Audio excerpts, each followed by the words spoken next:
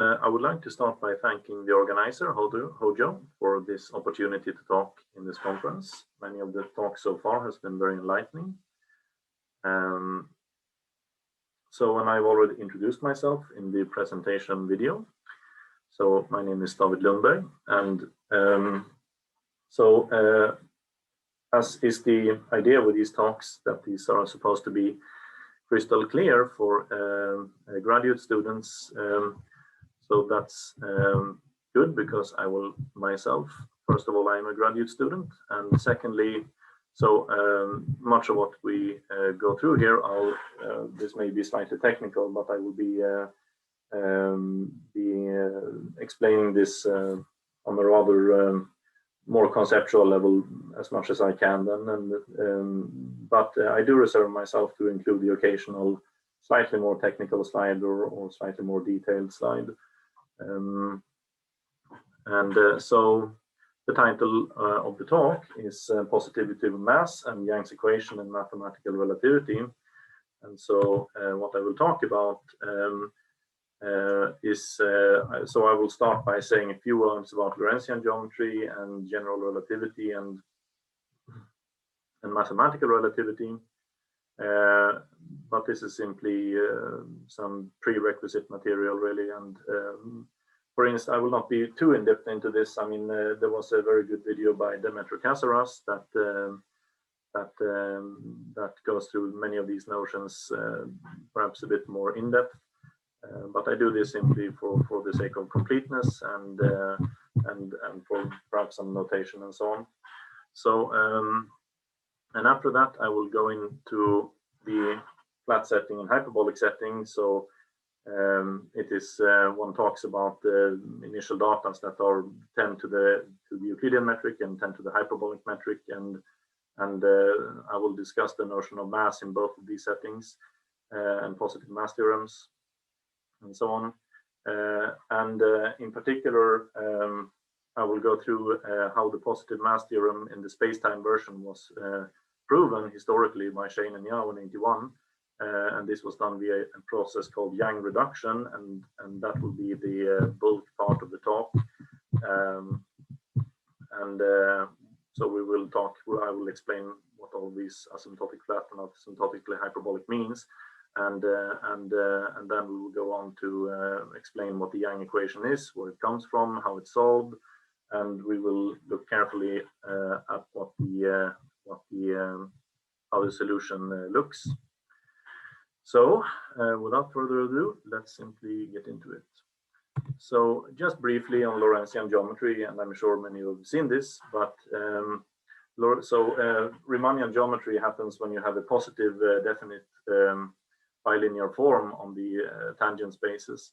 And so here we simply loosen on that condition, and this can be negative in one of the directions, and in particular the highest dimension of any subspace where this metric restricts to a strictly negative form is 1, and that in general is, by the way, called the index, that dimension of that subspace. So here this is 1 for the Laurentian special case of that.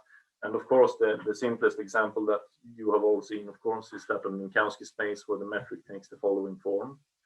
And this is, by the way, the sign convention that we will be using throughout the entire talk. So the vectors are time-like. If the metric evaluates this to something negative, it will be null. If it is 0, and here it is space-like. And of course, this is the language that one uses for space-times in relativity. But from the mathematical point of view, of course, many of the intuitions that one would perhaps have from the Riemannian setting turns out not to hold in this setting. So, for instance, we can't expect compactness to imply completeness. We can't even talk about metrics, of course, in the standard sense when we take infimum of length for curves and so on. So one has to circumvent this, and one has to start from square one occasionally with these kind of things, and so on. But I digress a bit. So mainly the point with that was that this is the language, of course, done in relativity. Relativity, of course, is old. and it was, I believe, presented by Einstein in 1915. And even to date, I am not aware of any experimental result or anything that would come close to contradicting this. And on the contrary, much of, if not all of the predictions have come true. Black holes and so on. This is not a talk about physics. So for us here, we think of some physical system described by a space-time, now the physically well-established case anyway. Of course, we do 4 dimensions, as in 3+1 spatial and temporal dimensions, but one can go higher. So the space-time here is something which is a Laurentian manifold. We take it to be connected and time-oriented, and time orientation here, of course, is necessary to keep track of what is future and past point-wise. So if you want to, you can have in mind some non-vanishing, reasonably smooth vector field that is time-like and that keeps track of what is future and past. Very similar to how orientation could be thought of as a in the theory of hypersurfaces, where one can think of the orientation as being simply a non-vanishing vector field, smooth vector field that keeps track of the signs for you. And moreover, the metric must obey the field equations, namely that the Einstein tensor G here equals 8 pi times T, which is the stress energy tensor. Now, of course, this is geometrized units, and we could, in principle, so geometrized units. So we mean by that the units, the speed of light is 1, and the Newton's constant is 1, and so on. We could, of course, have baked in the 8 pi factor into T as well. And the Einstein tensor is the following, namely the Ricci minus half the scalar curvature times the metric. I didn't write it out here, but special case of the space-time being vacuum, meaning that T here, stress energy, vanishes identically. So one can take traces here and find that the scalar curvature must vanish as well, and so the Einstein field equation reduces down to the Ricci vanishing. And there is a little nice quote here. I believe this is due to Wheeler, that the Einstein field equations have the interpretation that space-time tells matter how to move. So this would be so this is one direction, and matter tells space-time how to curve, and this is the other. And of course, the field equations, the solution to those are the metric. And here, the first non-trivial solution, very important solution, is the Schwarzschild. The Schwarzschild describes a non-rotating black hole. To my knowledge, this was first discovered some half year after Einstein presented his field equations. And so this is important for a couple of reasons. For instance, this is again the simplest non-trivial solution one has in relativity, at least for an isolated system, and so the metric would take this form outside of even if you didn't have a black hole, even if you had some mass distribution, some star or something which is perfectly spherically symmetric, then and outside of the mass distribution, the metric would take this form.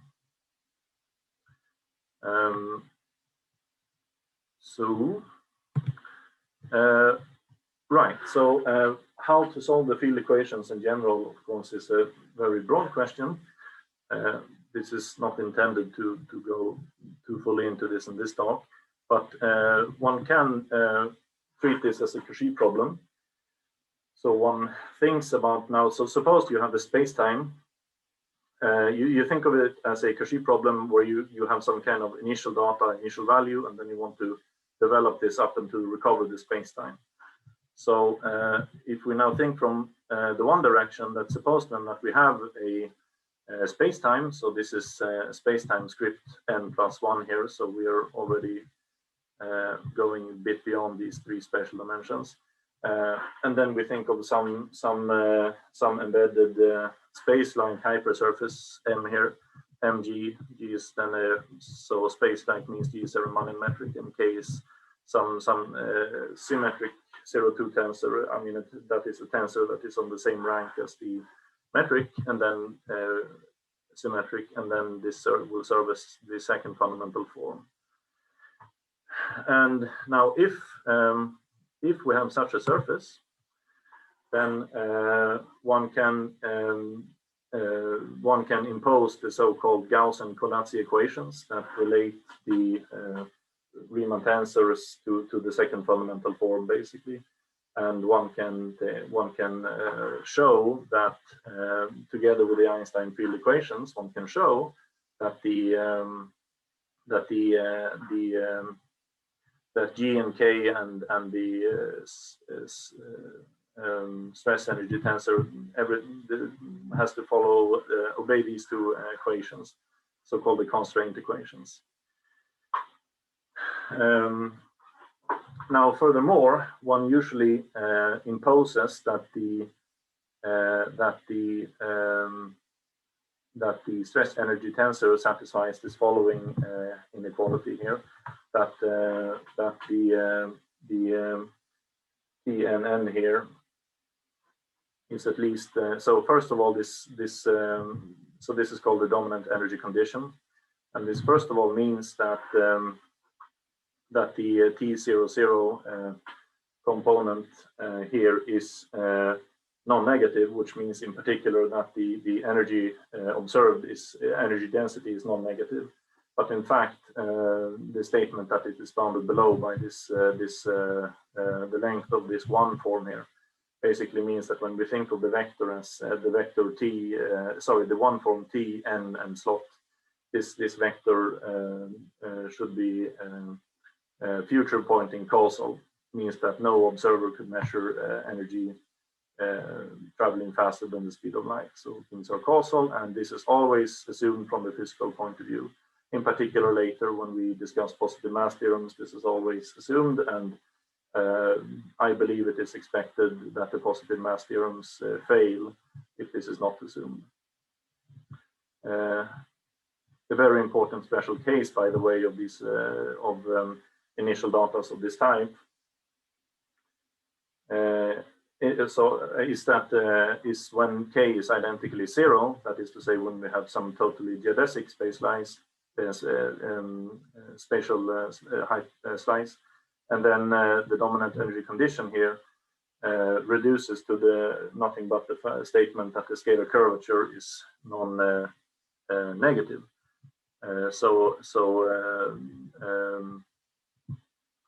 And this is called the Riemannian case, as now we can think more of this initial data as from the intrinsic point of view, and where we have this ambient condition really would be reducing down to the intrinsic notion that the scalar curvature is non-negative. But I'm getting ahead of myself. I just want to mention that there is an important result in the converse direction. So we started off with the space-time, and we thought about some hypersurface, and then we saw that certain equation, these constraint equations, have to hold. But suppose conversely that we have initial data mgk, and they satisfy the vacuum constraint equations, then one can in fact recover this space-time where the mgk is some embedded hypersurface, and the metric gamma here will solve the vacuum Einstein field equations. And this was proven, I believe, locally at least by Choquet-Bruhat in 1952, and some late in the 60s, if I'm not mistaken, this was generalized into a full development by Choquet-Bruhat and Gavroche.